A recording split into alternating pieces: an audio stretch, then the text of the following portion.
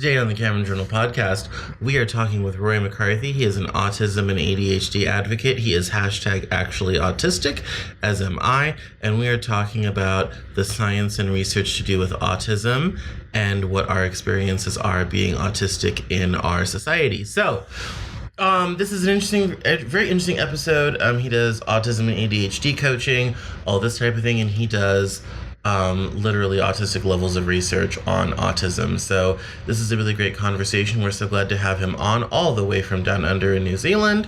This is the Cameron Journal podcast. Let's go.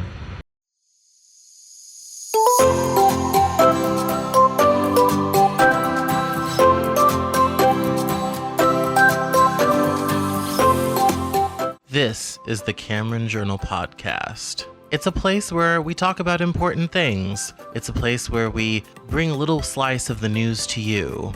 It's a place where we do important things, have important conversations. It's also things that I like to talk about. My name is Cameron Cowan, and this is the Cameron Journal podcast.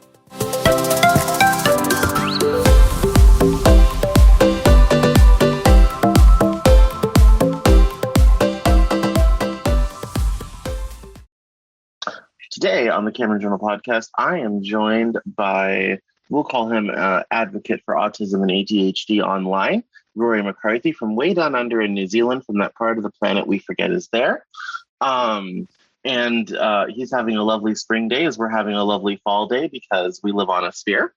And we're going to have some dialogue about autism and ADHD. He has been a lion of going out and finding studies and delving into his own stories and just like reading everything he can about all of this. And so, as we like to joke in some of my servers, when we need autistic levels of detail on something, Roy's doing that, but on autism itself. So it's very exciting. I'm very happy to talk to him. Welcome, Roy, to the Cameron Journal podcast. How are you? Good, thanks. How are you? Good, thank you. So I want to dive right in with giving some people some context of your whole story. Like me, you're a late diagnosis, and I wanted to just tell us a little bit about yourself, your story, how you came to be diagnosed, all this sort of thing, so people kind of have the background for everything else we're going to talk about. Okay. So I was born in the early 80s. I'm an elder millennial, or a zennial as they call us.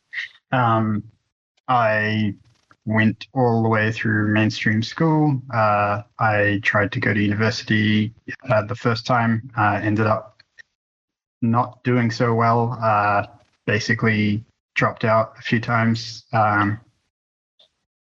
went overseas, and lived in Australia for a year, came back and studied again, and then had to drop out again because I kept getting sick.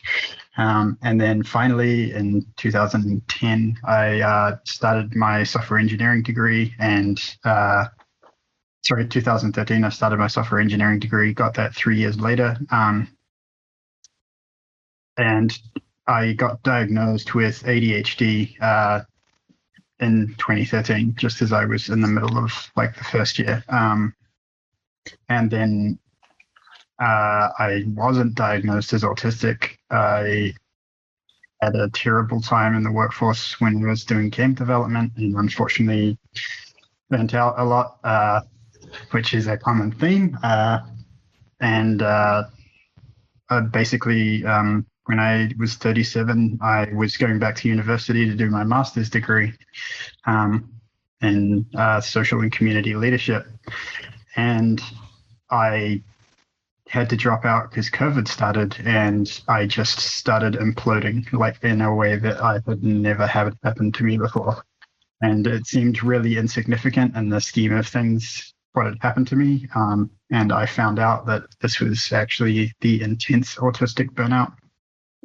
So I discovered in the worst way possible that I was autistic, and it was only through advocacy that I actually even realized that could be a possibility for me, and then had to basically point blank ask my medical team who was looking after me after I had ended up in hospital after just like so many breakdowns of, but every day was an absolute nightmare. So point blank asked at the end of my 6 free sessions whether or not they thought I was autistic, and they said, yes, we think you are atypical. We thought that on the first day, but didn't tell you. And so, yeah, I have been doing advocacy stuff for ADHD since 2019 after I got diagnosed a second time. And been advocating for autism since the beginning of this year. So, excellent. One of the things that I have been kind of a bit curious about that you've talked about is how the psychology community addresses autism in particular. Yep. So yeah, I mean, I studied psychology at university in 2009. That was how I figured out that I was an ADHD person, because I looked at it and I was like, wow, this like just describes my entire like high school experience, except it was 2009 and you couldn't get diagnosed as an adult then. When I tried to in 2010, after demanding that my doctor like refer me, they didn't even take a look at it and just sent me away. And when I learned about autism in psychology, it was just the worst stereotypes, like, don't have empathy, don't have like just all of the things that aren't true about autistic people, that they can't have empathy, that they can't think for themselves or think what other people are thinking, and that wasn't my experience. It's known as theory of mind, and it's an absolute rubbish theory. But I mean, that actually prevented me from finding out this information a lot earlier, because I was like, I can't be autistic. I have empathy, which is the terrible ableism that comes through in the research field. Basically, one of 3 theories that is still used really predominantly in most mainstream research. So there's very little actual representation of what autism is in terms of how autistic people experience it compared to what science says about us.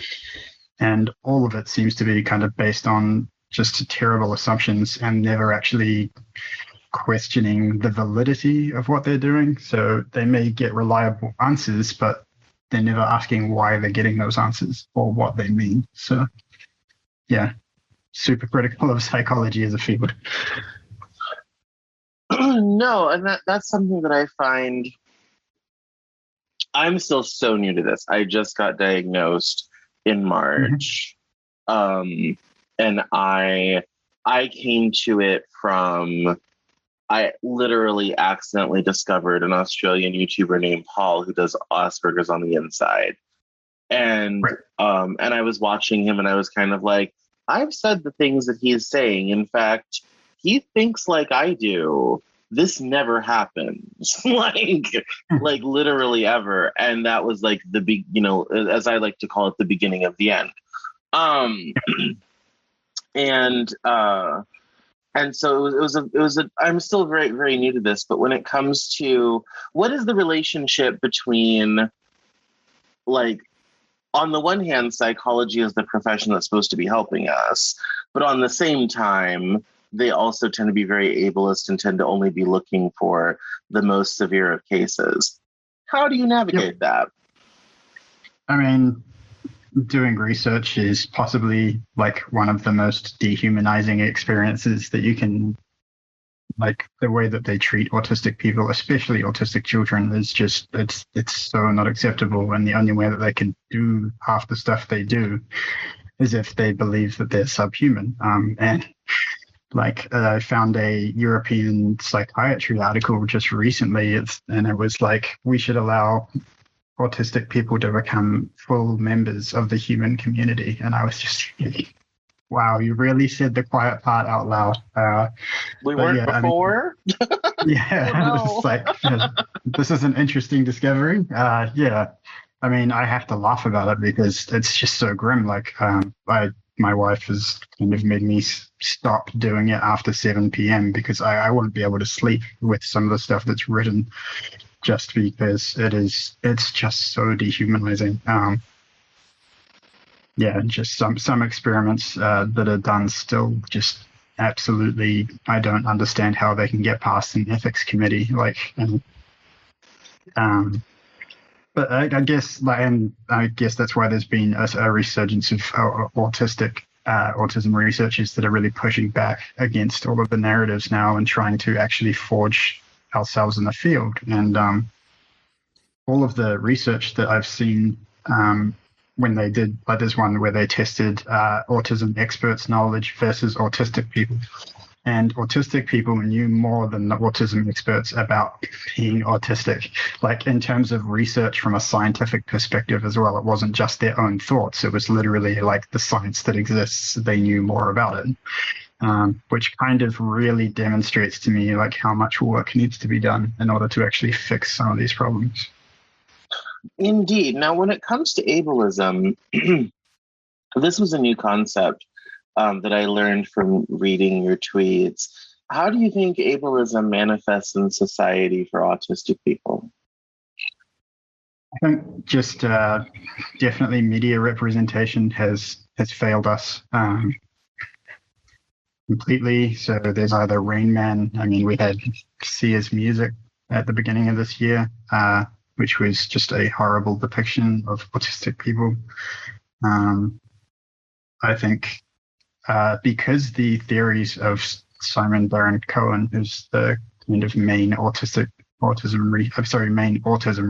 researcher, not autistic, basically published the theory of mind thing, which says that we cannot think for ourselves or have empathy or infirm motives. And so that's really prevalent, like everywhere. That's still in psychology textbooks. That's still basically everywhere. And so you're either considered high functioning, in which case you don't need support because you're not really that autistic, or you're low functioning and therefore you can't actually, and basically they overestimate our ability to look after ourselves when we are what they deem high functioning, which is something that like a lot of us hate. And then low functioning is just used to deny that person's ability to actually have any cognitive reasoning. And that is not true. Like people who are considered severely autistic generally have apraxia, which means that they lose control of motor functions, so they can look severely impaired, but they're able to think and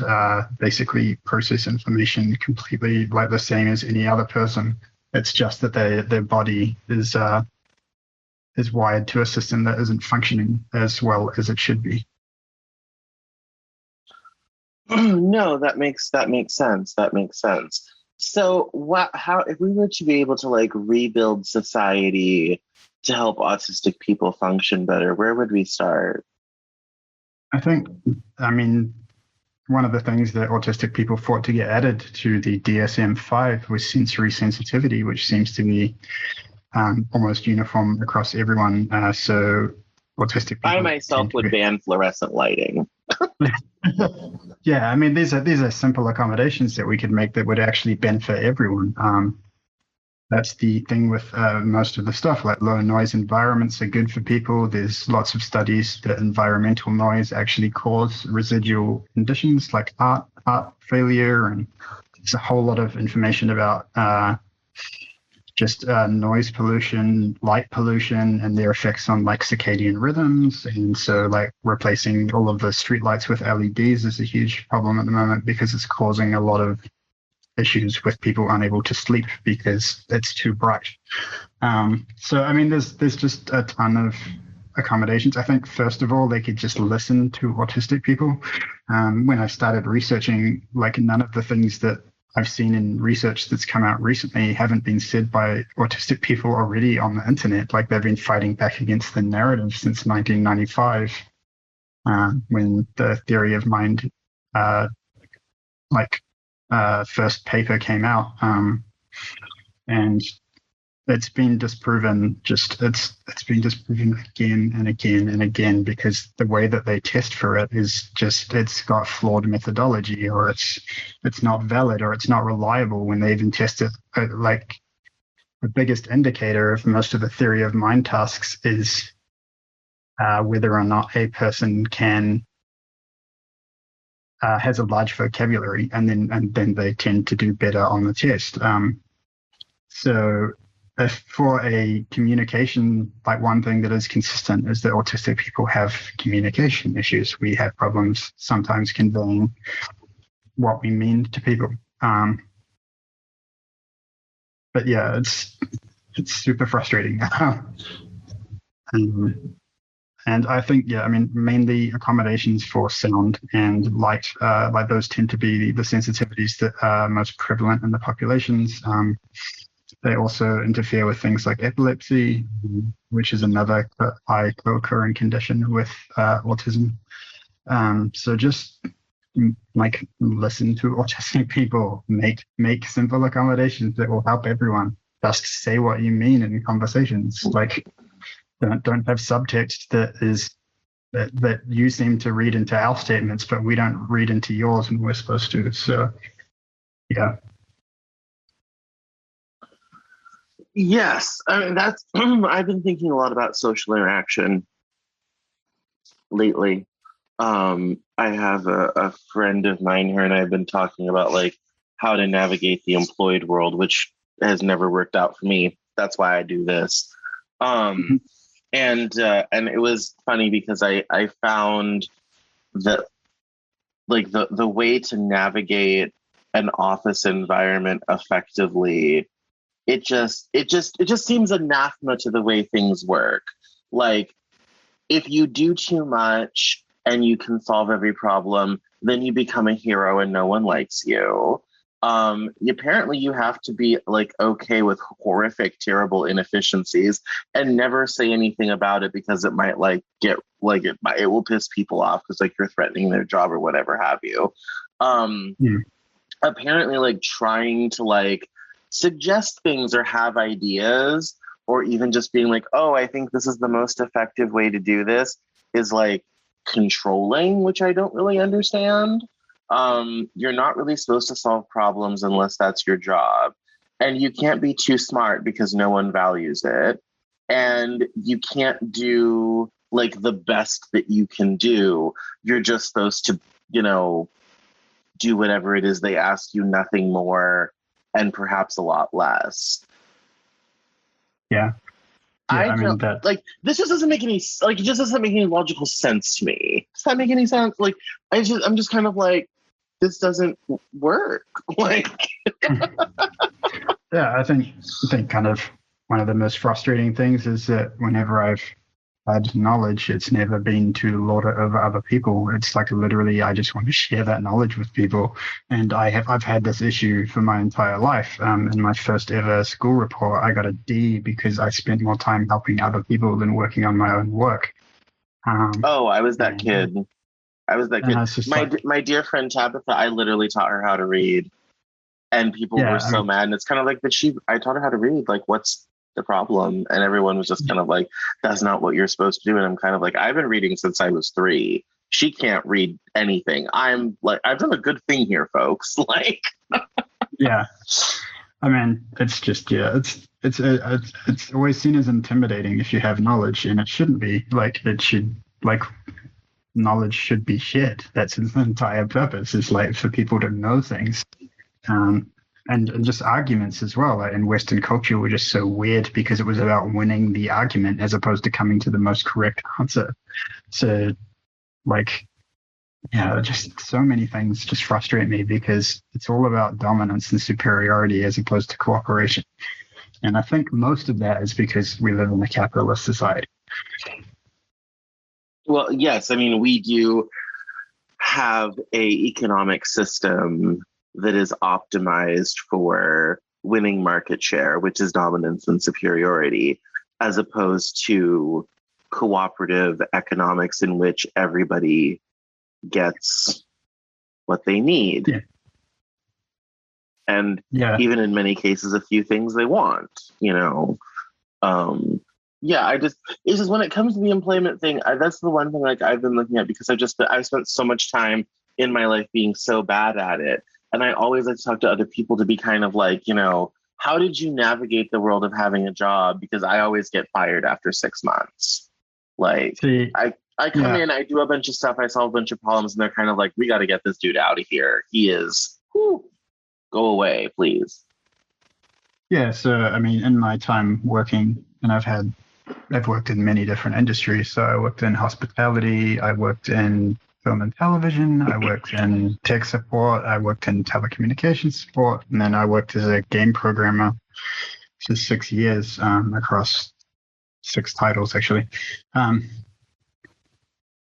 And yeah, it's just there was one job I had where I was actually treated correctly, and I think there's just a huge issue with the way that we're managing people. Like it's like nobody's honest when they're having like issues with you, and that was something that had never happened to me except in one. I mean, by the time I find out that they've had a problem, they've been letting it fester for months.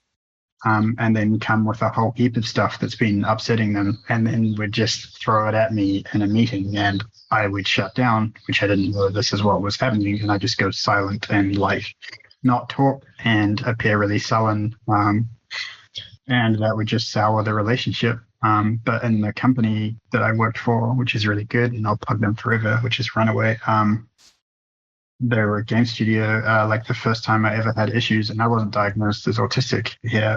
So they pulled me aside and they said, hey, is this an ADHD thing? And then the next thing they asked is, hey, what can we do to help? And I was like, what? Like, this is how like people get managed sometimes? Like, this is what I've needed my entire life. Like, and that I did really well there. Like I wasn't, there was no such thing as a stupid question. There was, so, I mean, I just had like, it was clear communication the whole time. I never felt like I didn't know what was going on, or if people had any, like, were saying stuff about me behind my back, because that never happened at the company. Like nobody talked behind each other's backs.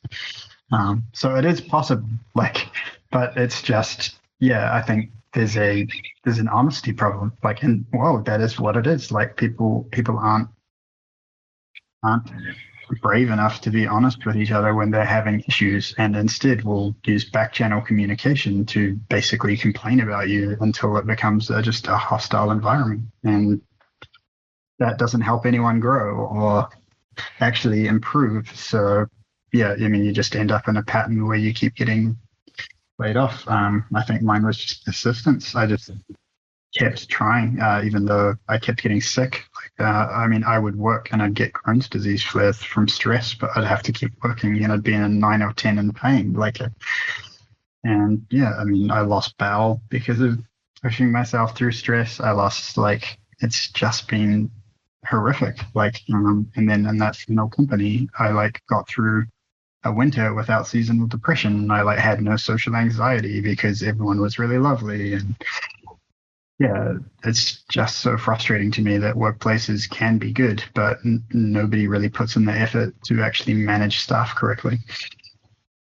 No, that has definitely been my experience. And the more I like have finally learned like how the working world actually works. Like, you can't be, it's like there's all of these things that you can't be. And it's like, but that's what I got. Like, so it's like that's kind of my whole thing. And like the last night, my friend was kind of like, there's so much more to you than just like being smart and like ready to solve every problem and all this type of thing. And that's the side of yourself that, you have to show people. Like, that's, what it is. And so, if you don't scare people with having too much knowledge and doing too much and reading other people's jobs, like, you would have more success. And yeah, I'm kind of like, I mean, I guess lesson learned, good to know. Yeah. But part of me is kind of like, see, this is why I write books and do podcasts and all this type of thing. Like, to me, I look at it as like, if I have to go to a place and, do one very small thing and I don't bring my whole self and my whole knowledge and all the things that I know can do for it, that seems like just a terrible waste. I would be bored. Yeah. It's just, I mean, this is it. Like, it's frustrating. Like, I basically spent most of my time learning not to communicate the things that I wanted to, like, because I would make the mistake of being honest and submitting feedback and like being like, hey, this isn't good. And then on all my performance reviews in the section, like, which I found out way later, like where like people would be like, like, what are your weaknesses? And they'd put like tiny things. I would write like that would be the section that I was most critical about myself. Like, I'd be like, all of this stuff needs improving. Because I just wanted to be as honest as possible. I mean, I have OCD as well, which is related to honesty. So I can't lie, and that's a compulsion for me. Like if I felt like I had deceived my workplace, I would basically just I'd ruminate about it forever. So yeah, I mean, I was basically brutally honest all the time about my failings, and most other people I found out were not, or would forget, or just not put stuff. And I just watched a whole lot of people who did less work than me, and when I was in the workforce, I'd get far bigger bonuses because they were better at talking about themselves in performance reviews, and I'd be so frustrated. I mean, the other thing that kind of sucks is that I am inconsistent in how much I work. Like, so in an 8-hour day, some days I'll work the full 8 hours. But I think this is true of everyone. And I've looked into research is that most people work around 3 hours a day.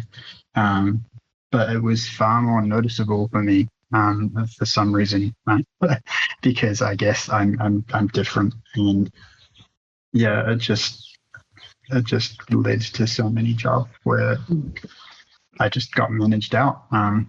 It got to the point where, like, yeah, in my final job, which was Runaway, like the first time they said, "Hey, can we have a chat?" Like my heart almost like burst out of my chest at that point, because I was like, "Oh my god, this is it! They're about to fire me again. Like this is how it always goes down." And then they offered me help, and I was like, "Oh, what?" Well, yeah. So it is frustrating. Yeah, for me, it's one of those things where like, like one of the things she's kind of like, it's like, here's the problem. She's like, all the stuff, you've done all the research, you've done all the homework. Here's the thing that you forget. Nobody cares.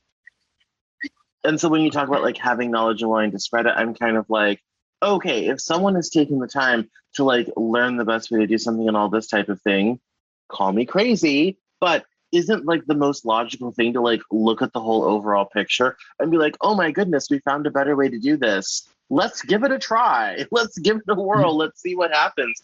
And apparently, like, that's literally the opposite of what you're supposed to do.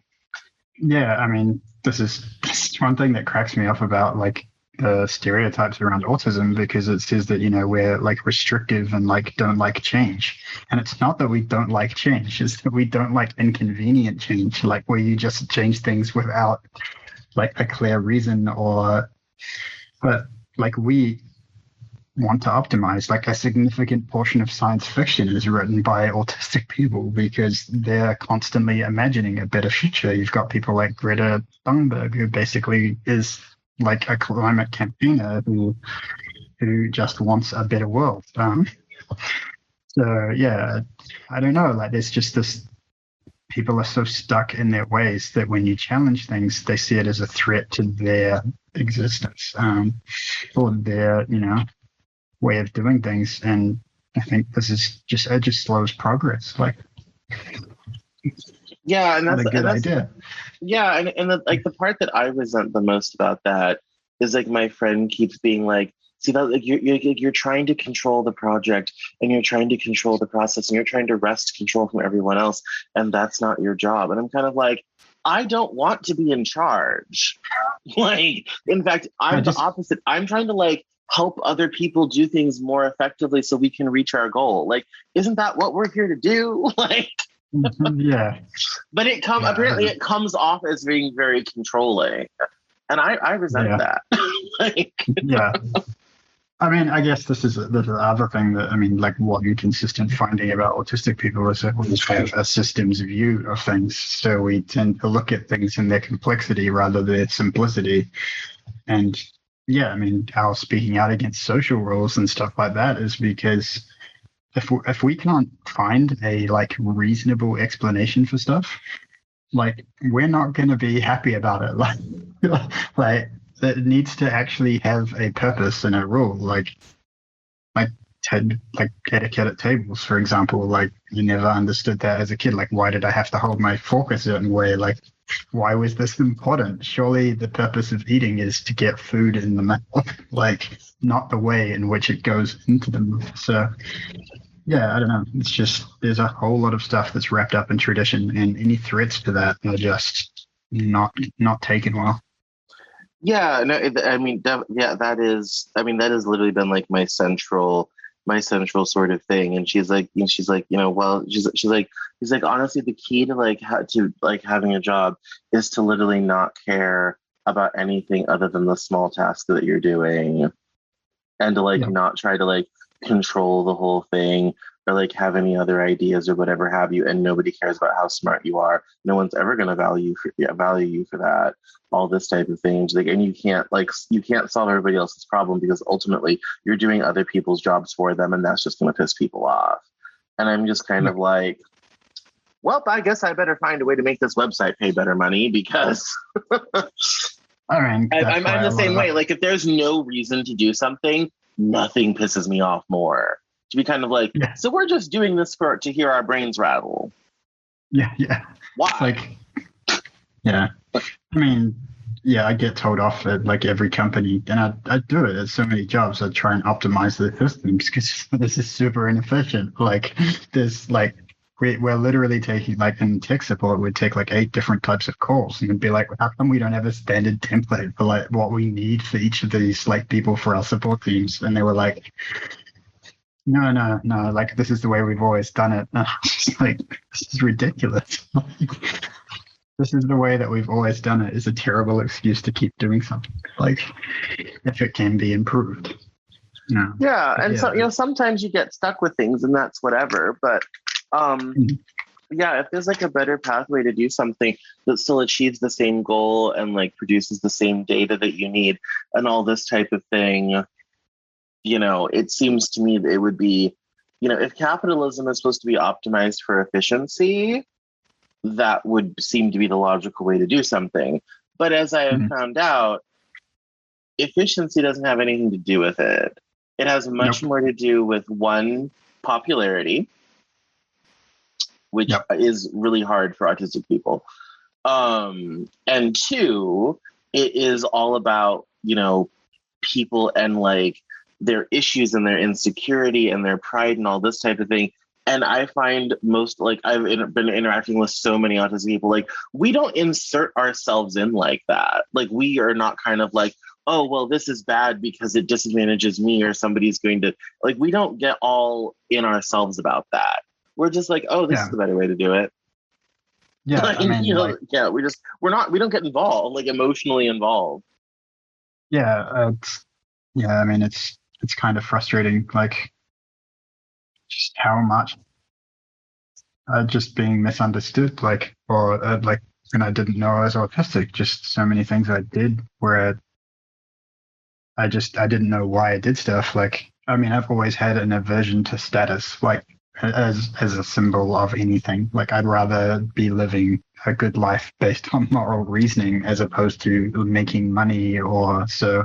And all of the times that I tried to motivate myself to make money, like, as the number one goal, I was miserable. Like, I hated life. I was like, this is so meaningless. Like, um, it was only after like discovery that I was autistic. I was just like, oh, this is why, like, I've had a strong like need to, like, I'm incredibly self-driven. I care tons about other people, but and that is my main motivation, is making society better for everyone.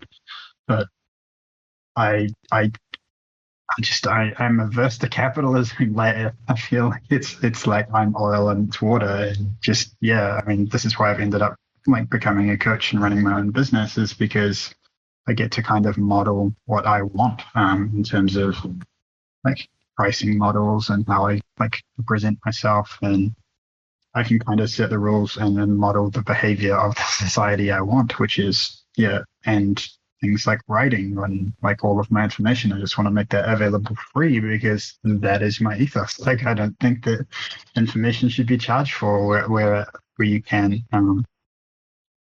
unfortunately, you still have to pay bills, which is the downside. So, yeah. But yeah, I mean, at a certain point as well, I realized that I don't think I'll ever be good in a workplace. Like, my interests change. I need to be able to do like different things at different times.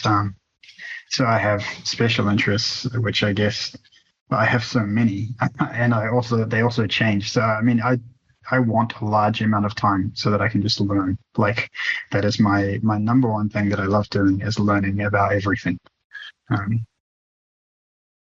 No, I think that's, I mean, I totally agree with you. I think it's one of my worst qualities because literally there was one night, like I fall down YouTube rabbit holes. It's dangerous. I literally watched a GE training video on how to fix turbines.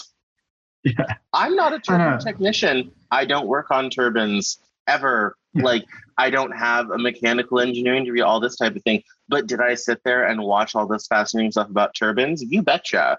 Because incidentally, I found it fascinating. And then I'm working on this fiction book that's an alt-earth steampunk fantasy. And I decided to make the turbine the primary like engine that is used for powering everything, cars, ships, planes, the whole thing. And I was able to do it effectively because I'd spent all this time learning about turbines. I mean, this is what goes on in my world. It's depressing. This is the thing, right? Like we get really like, yeah, I mean, but I've had so many odd or peculiar interests over the years, like just random things. One of the things that I do think that I'm able to do well is just, I don't think there's anything that I won't give a shot. Like if I want to learn about something, I will just go and learn about it. Like, but I didn't know this, like that I was better. I mean, I'd certainly kind of this year that I've been kind of retroactively looking at my life, and the times where I've done best or succeeded the most are the ones where I taught myself. Like I didn't do well in school because I hated rote learning. Like I was terrible at it. But I learned everything I could outside of school. Like that was, and even like, yeah, I mean, I can do well with a mentor but most of the time I don't need lectures. I don't like structured learning. I like unstructured and chaotic learning.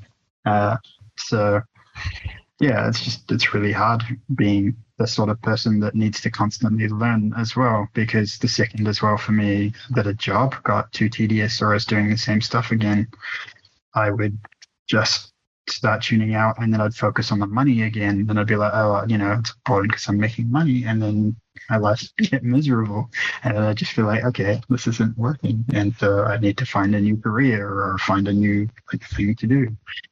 So I guess this is why working for myself and doing ADHD coaching, which is what I do primarily for business now, is so good, because no two people are the same when I help them. And so that's always fresh for me.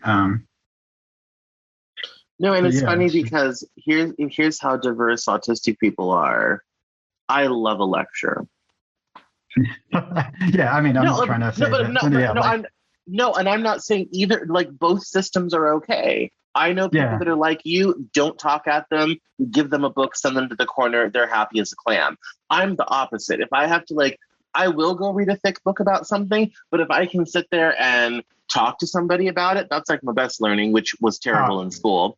If I can sit there and talk to somebody about it, see, I do a podcast. There's a method to the madness. So if I can sit there and talk to somebody about it, that's like my best learning. The second one is in college, I did not do all the reading, but I would go to class because I could sit there, I could listen, I could ask questions, I could talk to my fellow students, and I would come away being like, okay, I get it now. Let's do it. Let's work it out. I love it. But it's diverse. It's not a monolith. You don't like it. I think it's great. This is diversity, folks. Yeah. I'm okay with lectures, as long as I can speed them up. That is number one thing that I have issues with, is that people talk so slowly compared to how my brain processes information. And so, yeah, I mean, like you said, with the one-on-one thing, like I learned more under a good mentor in programming in 3 months than I did in my like 4-year software engineering degree. So I 100% agree with that. Like I couldn't believe like how much I learned and how quickly when I just had somebody that I could always ask questions of. But yeah, I mean, I do like lectures for stuff. I mean, I learn any way that I can. It's just I don't like structured in terms of like I didn't like going to university and having to go to lectures that were like sequential and then like we'd cover a topic and I don't know. I found that really difficult to maintain interest because it was generally too slow for the way that I learned. No, I get that. There's lots of times where I've been, sitting listening to something and I'm just kind of like, the point, let's get to it while we're young. Because I myself, like if I'm taking something in, I can take in a lot of information at once and make sense of it very quickly. And that's not how the world works. Which I mean, it's great for my business because I write about the world. That's why our slogan is our world explained, because I read 150 news sites a day and I'm kind of like, oh, that thing's happening over there, that thing's over there. And I will find relationships between things that people don't think is a thing, Yep. And yeah. Yeah, that's system thinking. Like, it's really like why climate change is so terrifying to autistic people. It's because we can see it. Like, it's not, this pattern is pretty clear. And it's just frustrating because nobody's doing anything about it. But yeah. So I think, love of learning is like when I looked into research, like that was one of the highest, it was always one of the highest like strengths that autistic people seem to have like in character strength surveys. So, yeah, it's really frustrating as well because so many of us are like subject matter experts in specific areas, but we don't have the qualifications to match it. So our expertise is discounted. Like it's very hard to get people to listen to me about autism research who aren't autistic. Because I don't have a psychology degree, and yet I've helped two people who have PhDs in psychology realize that they too were autistic. Like it's just so. It's see, I love what you do because it's not a special interest of mine, and it's like, oh, good, he's over there doing it, and when I need to know something, I'll just go to his Twitter feed. I'm like, I don't know anything about this, but I know people that do. Like, it's like, what I love about if you want to know about like masculinity, politics, international relations, you check my Twitter feed. Like, I've got you covered. It's so like, this is what I love about autistic people is that, and all of the ones that I've inadvertently met through my life who also were not like diagnosed have been super passionate about their subject areas. And it's so easy to learn from those people because they have like a voracious need to know everything about whatever subject area they're in. So like I mean, it's really frustrating that so much is put or tied to a qualification system that so many of us struggle with in terms of the way that they want us to learn, which is generally rote learning. Whereas if we were able to just have discussions or do assignments about stuff or not have exams, or we'd be able to show our expertise. And yeah, that's, I don't know. This is just no. I mean, I'm doing a master's of finance and creative writing right now, which is basically the PhD of the arts. And what the thing that I've found, and I've written about this, is the thing like I find the most frustrating. It's like we have advisors and mentors, but we're like low key kind of not allowed to talk to them very often. And I came to this program with not doing undergrad in English. I have 2 degrees in political science, completely different field.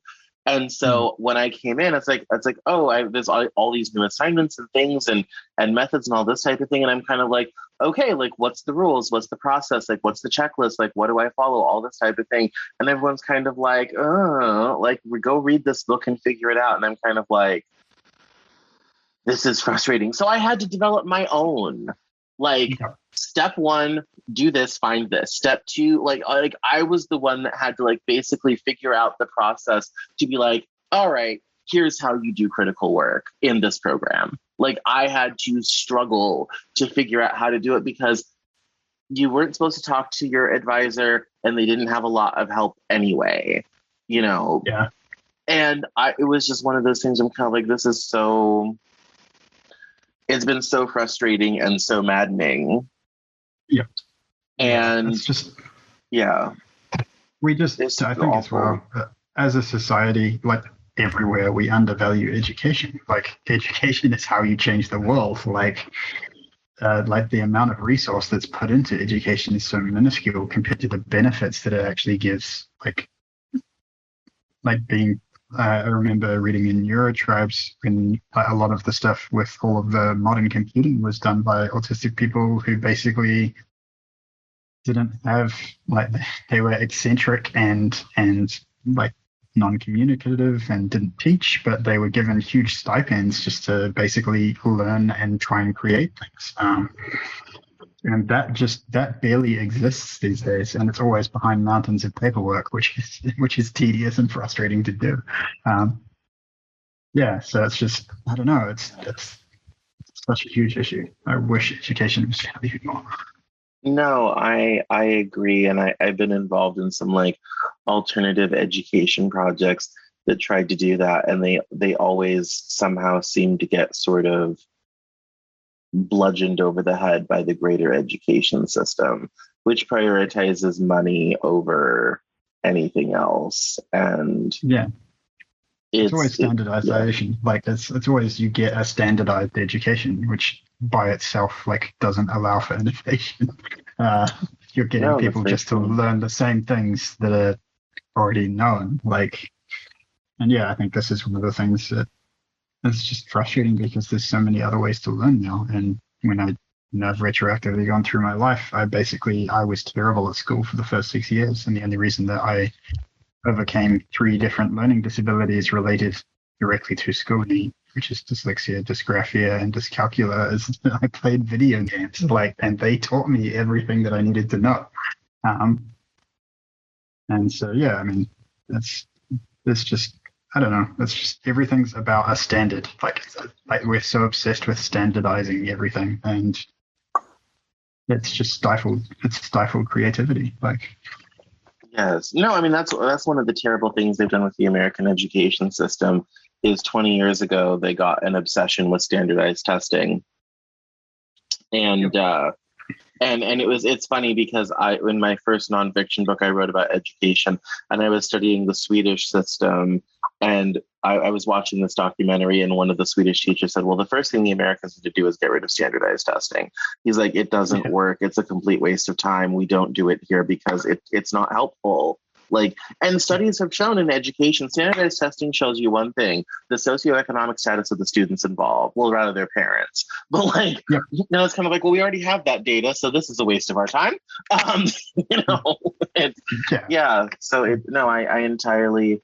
I entirely agree. I was kind of lucky. Like, I kind of have been able to work within educational institutions in a way that is pretty rare in our little tribe. And I'm not quite sure how that works or what that's about, but I have done. And I find that to be to be a bit to definitely be a barrier for people. And I feel like, as these other sort of alternative ways of learning are coming out, and even as institutions are trying other ways of doing things, it's a far thought, but maybe it will give people who ordinarily wouldn't be able to function within those systems a chance. We'll see. Yeah, I really hope so. Like, it's just, it's super frustrating. I mean, most of the reason that I kept dropping out of university is that I didn't come from a background where I had to work through university in order to pay for it. So I was doing 20 to 40 hours on top of my university study. And I was autistic with limits, and I kept pushing through sensory needs that I had that I didn't know I had. And yeah, I mean, my Crohn's disease is pretty much entirely related to stress from my research, and I've been able to stop it now that I actually manage sensory stuff. And so, yeah, I mean, just if I'd known as well that I was autistic far earlier, my life would have been so much easier. Yeah, I mean, when it comes to late diagnosis, I think everybody has, I know I have that feeling of, I wish I'd known it 10 years ago. And for Yeah, me, I look at it as, I mean, I've lived a very interesting and eclectic life. There are people who would pay a lot of money to do the many of the things that I've done. And I'm kind of like, well, that was all pointless. I could have yeah, stayed home. Like, I didn't need to do any of those things. What a waste of time. And now it yeah, seems like, I mean, I have a lot of cool stories, which is helpful when one is a writer. yeah, But I feel like my life was over before it ever got started because of autism. yeah. I mean, that's what I reconcile with as well. Like, I mean, I've gone back though, and especially in New Zealand, if I was diagnosed and was a child, especially with three different learning disabilities, if they'd been detected, I would have been thrown into special ed, and I am hugely impressionable in terms of like I basically was living for other people's expectations. So if a teacher hated me, I did bad in the class. If a teacher liked me, I'd be a straight A student. And if I got put in special ed, like I would have, like that would have stunted my learning, like in a potentially really bad way. So I don't know. I try and look on the bright side of the late diagnosis, and maybe the fact that I wasn't diagnosed in New Zealand ended up being a good thing. I would have loved to have known about 10 years ago when I was in my 20s, but I think definitely if I'd gone through the education system in the 80s and late 80s and early 90s, it just like I would have been far worse off. I mean, and in some ways, I guess the late diagnosis saved me. Yeah, and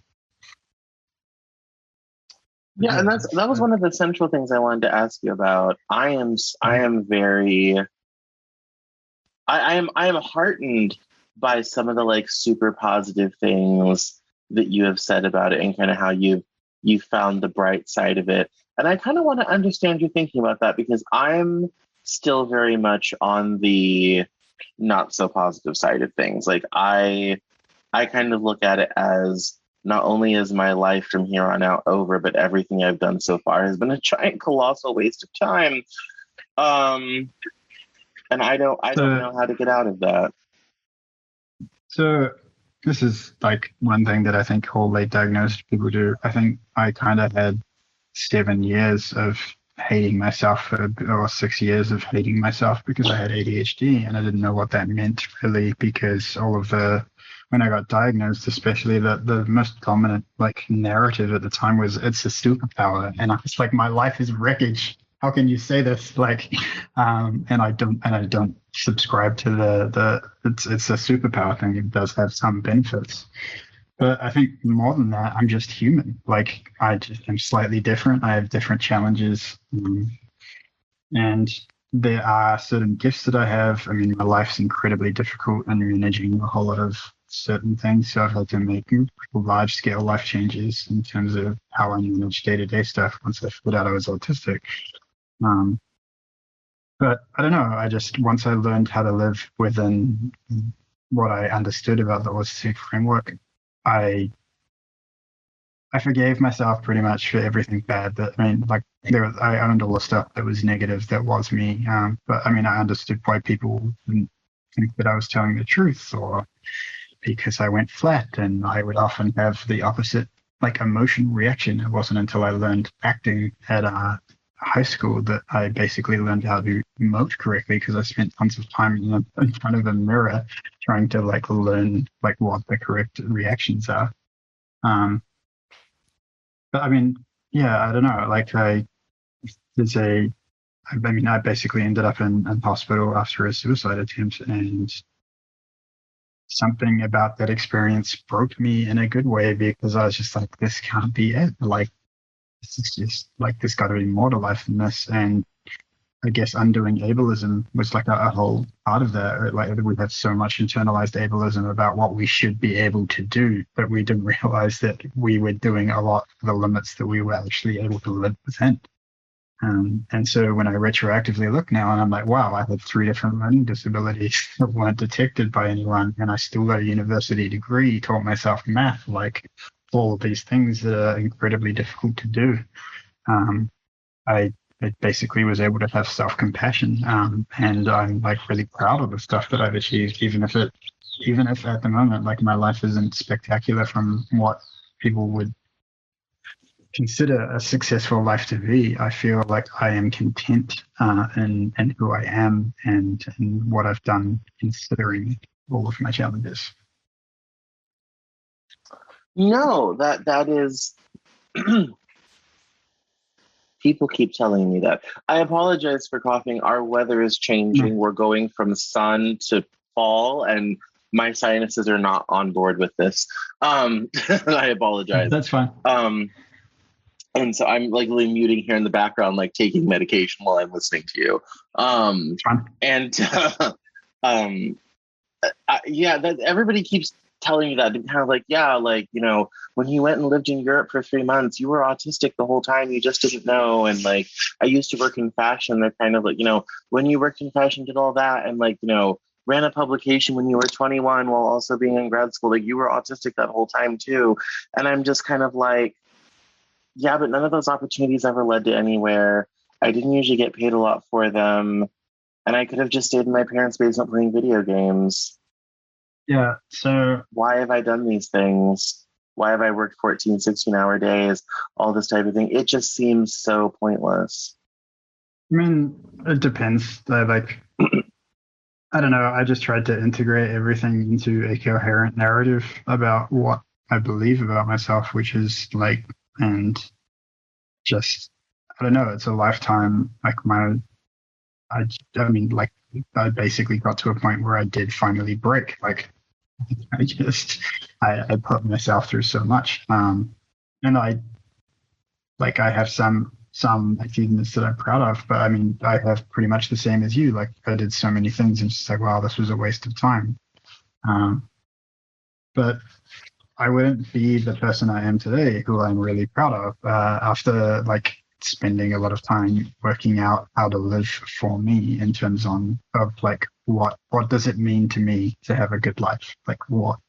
And so a lot of that was studying philosophy. I found Stoicism, which was all about, and it has 4 cardinal virtues, and one of them is living for the greater good. And I finally found a system outside capitalism that like made sense to me. I was like, wow, okay, if I do this stuff, and I've like living this way now, and with like this set of goals is far more like great for me. And the terms that they use is it's eudaimonia, and that's the name of my coaching business. And I just want to help people lead a better life for them, rather than the system that we've been told that we have to constantly appease and be happy with, rather try and work outside it. So, yeah. No, I definitely see that. I'm encouraged that one day I can look at myself in as positive a light as you do. Yeah, I mean, maybe I'll get there in time. It takes work, like it does, and I don't want to.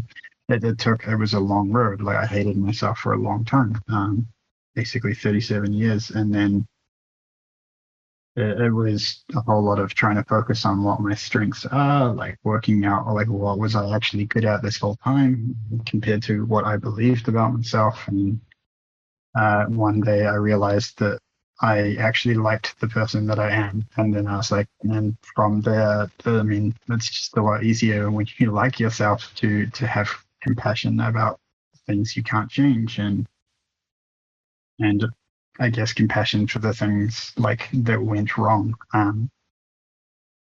But yeah, I mean, a lot of it is grieving. I've cried a lot. Like I've looked back at my life and just been like, this was wreckage. Like I basically sabotaged so many things because I didn't know I was autistic.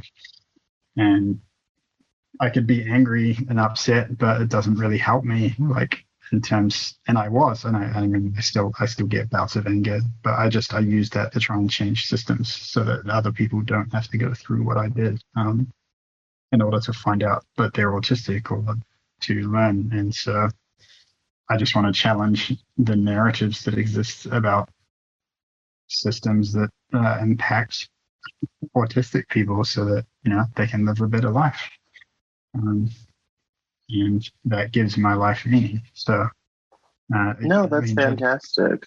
No, that's one of the reasons I like you, is because like you have turned a sow's ear into a silk purse, and I honor that so much. You have no idea. Because my fundamental narrative about myself is Cameron's kind of a bit shit. And I understand I absolutely that honor the fact you have taken a sow's ear and turned it into a silk purse, and I'm very impressed. Yeah. I mean, it was hard work. Like I mean, yeah, like I said, like basically since age 8 or 9, but my hyperfocus and hyperfixation was, why the fuck am I different? And like, how the hell do I be normal? And yeah, I dedicated all of my life basically to masking. Like that was, and that took out most of my time. And I'm like, this is like, I look back now though, and I'm really angry. I wasted so much of my life trying to be like other people that I forgot how to be me. Like, and that's what has made me happy. It's the final like living for myself. But I love people. Like, people have been horrible to me, but I still think that people are fundamentally good. It's just that there's communication errors. Being autistic really, to me, feels like you're stuck in an episode of Arrested Development. And if people just talk to each other, you'd resolve like tiny misunderstandings about the way that words are used or underlying things. And yeah, I mean, I want to build that world so that people don't have to go through like all of the trauma that we seem to. No, I entirely agree. I mean, when I was 12 years old, I went to the library and started reading books about how to I started with Daniel Carnegie, How to Win Friends and Influence People. I'm like, I need a personality that people find acceptable. I best go to the library and read some books about it. This is me at 12 years old. I know, dumb as a box of rocks, but here I am at the library reading. And like, people don't realize it, kind of like, you're so great and people like you, and like, like you're popular, like people follow you, all this type of thing. And I'm kind of like, you guys do not realize everything you see is manufactured. Like, I was a kid who like had my teddy bears. I watched cartoons, played with my Legos. Like, that's my fundamental personality. Everything else was just piled on top of that, or done in a way to like repackage myself to be more acceptable to people. Yeah.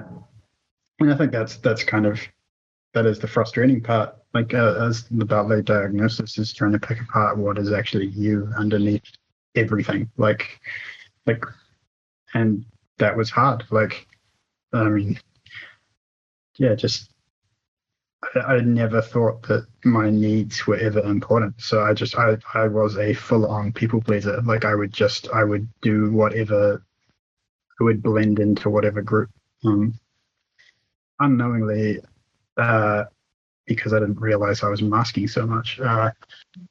And when I took the masking test, I got a score of 169 out of 175. I'd like almost become a master masker, because I'd just been using any information I could find to integrate into a likable person. And what I didn't realize is that it was actually just a likable person under there all the time.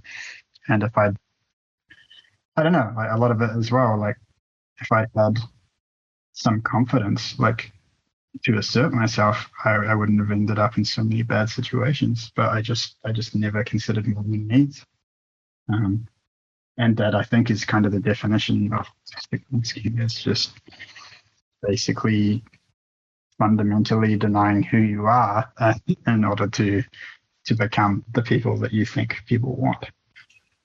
Well, I mean, let's also face it, like, there is, especially as children, a certain aspect of group approval that we crave. And for me, other children hated me. absolutely. Like being a child was an awful because every other kid hated me.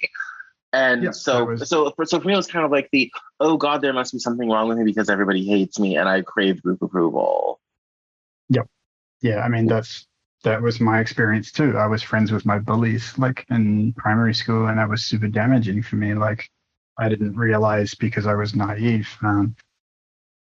And it wasn't until I was like 13 that I realized that this wasn't okay. Like I was like, oh, and I'd get peer pressured into so many things. And then, I was nearly getting expelled from school after they got me to shoplift cigarettes. And I got caught. That I was like, wait, like I don't think these people have my back. Like, and I mean, I spent a good portion of my teens just alone. Like I was just the loner person who drifted between groups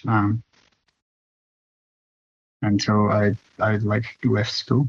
And I did theater, and that was the only place that I really talked to people. But aside from that, I was trying to survive. Like I just didn't want to be at school. I hated it. Yeah, I didn't really have friends until college. I also had this weird phenomena with people who were mean to me. If I could approach them on an individual level, we would get along fantastically. But the minute they were in a group of people, I was out. So I had this weird relationship where I was like, I was friends with all the popular kids who picked on everybody, but only if I could get them individually.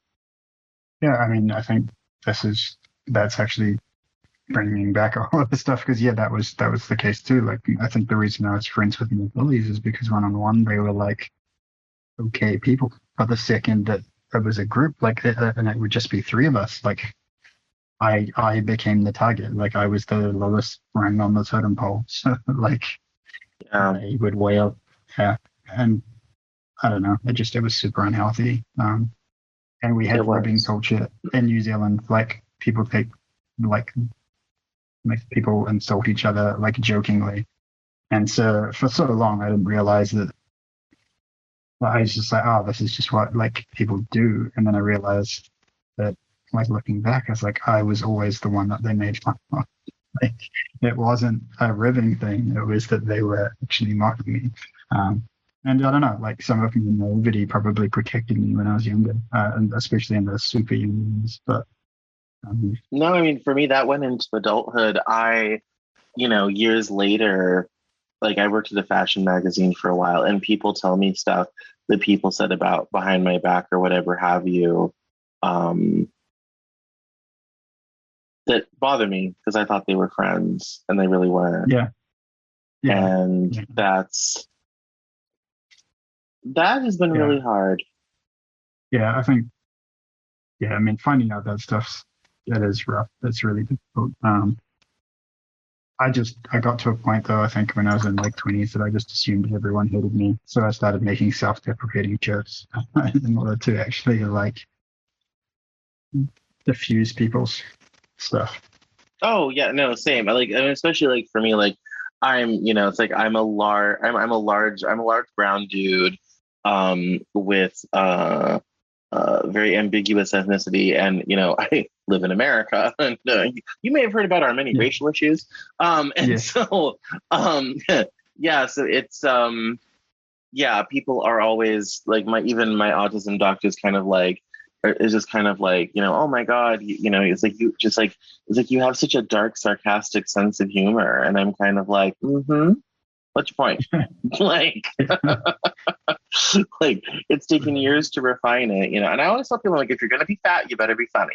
Like that's it puts people at ease. So no, I definitely feel that. Well, thank you so much, Rory, for taking the time, a day and 20 hours to talk to us. I appreciate it. And why don't you give us your plugs where we can find you online, and if people need your coaching, where they can engage you with that?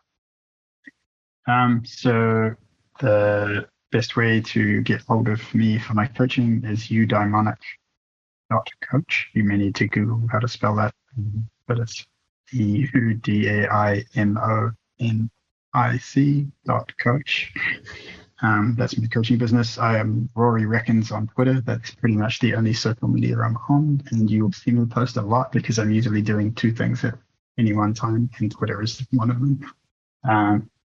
And yeah, if you want to learn about autism or ADHD or just any science stuff, feel free to just send me a question or query.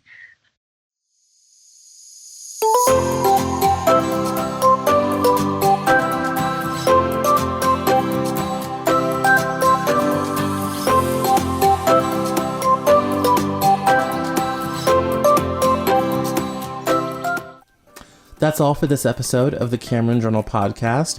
Thank you so much for listening. Visit us online at CameronJournal.com. We're on Facebook, Twitter, and Instagram. And I love to talk to my followers and listeners, so please feel free to get us on social media at Cameron Cowan on Twitter. And we'll see you next time on the Cameron Journal podcast.